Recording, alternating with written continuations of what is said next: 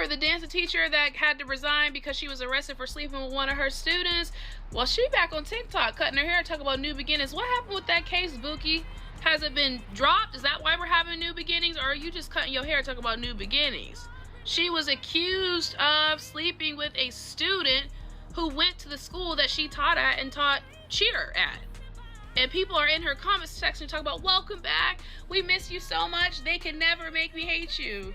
Now her content's more geared towards her children, getting her hair done. Lots of gospel things in her life, and people are confused how she could be accused of this, but then suddenly be so godly. Now, I know we need to believe it innocent until proven guilty, but people find it very suspicious that she hasn't spoken a word about it and simply moved on like this isn't a problem. Now, you could be saying that maybe her lawyer told her not to speak on it. Yes, that is right, but I don't know. I just know that I wouldn't be comfortable with anyone accusing me of this, especially I will know for sure that I am innocent. Normally, when former teachers face these types of accusations, they stay off social media or wipe it clean altogether. But are you surprised she continues to post on platforms like Instagram and TikTok? Do you think in a way maybe she's just not taking the allegations seriously? I don't know. I am assuming her lawyer probably wants her to stop doing that.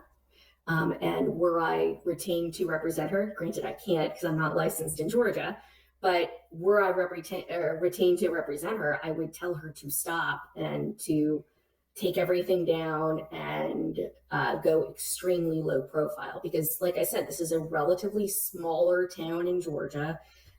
We're looking at potentially picking jurors out of this town, and we need you to not be the TikTok teacher where every juror knows who you are when they walk in. There's a lot of attention seeking kind of poses and stuff like that. And it's effective. It would make you want to click on it. Another thing that has kind of come to the forefront is a lot of teachers, particularly a lot of female teachers that engage in this kind of behavior, that sometimes there's a mental health issue. Because you think Christ will wipe away your sin that you willfully committed. Were I representing her, I'd probably have her do a full mental health evaluation as well. Y'all play with the Lord too much on this app. You need to tell us what happened. I know they ain't let you out on good behavior. Are you on the SO list? What's going on? He was freaking that little boy. It's the fact that all the students in her comments talking about, we miss you, Miss Williams. We miss you. I bet y'all do. What was she doing up at that school? Not your first video back being a little silk press. We don't give a fuck about that silk press. Tell us what happened. You were supposed to come back with locked up. They won't let me out. Truth is I'm tired. Options a few. That was a better song for you, baby girl. You can't dance your way out of this one. You gonna come back to TikTok with a silk press. Yo, I'm joked out, bro. This just made my night. We gonna do you like LaShondra. What up that money? Alright, so this is my thoughts on the coach from Monroe that was minking that little boy. I think everybody in that comment section belongs in an insane asylum. I need y'all to find the biggest insane asylum you can find and take everybody that's in that comment section and put their ass up in there. They can never make me hate you. They can never make me hate you. Granted, we all sin. I'm not saying we don't sin. I'm not saying that. I just saying yesterday. I probably said this morning.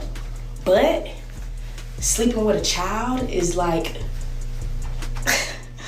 being an educator. I don't know. That's just different to me, right? Is it not?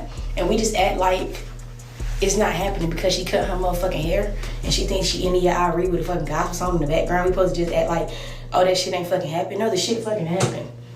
The shit happened. That's nasty. You're fucking nasty. Like, are we not gonna act like you're not fucking nasty? And that's the problem right there. We just be forgetting shit. That's not something you can just forget. And she was a staple in her community and was fucking a little boy. Pictures also came out allegedly showing Adrianna kissing the victim, who was a senior football player at the school and allegedly one of the cheerleaders' boyfriends, and he came out and denied it. It doesn't happen, bro. It's not true. Oh my God, they picked that bitch off. That shit false, man. Even though he came out and denied it, I should say that it doesn't necessarily mean much because victims lie all the time to protect the predator or they will just slide just because they don't see the big deal in it and they don't want anyone to blow it out of proportion. Now, September 24th of this year, 2024, Adrianna has been indicted by a grand jury, meaning that the grand jury found enough probable cause that she committed the crimes, should be charged, and that a trial is warranted for the charges. I used to be in a very large state attorney's office in Broward County. So we had about 15 sex crimes prosecutors. We were all specialized for sex crimes. That's all we did in that unit. And we would sit around at lunch and say, would you rather be a sex offender or do 5 years in prison? And every single person at the table picked prison. And then 5 years in prison, how about 10 years in prison?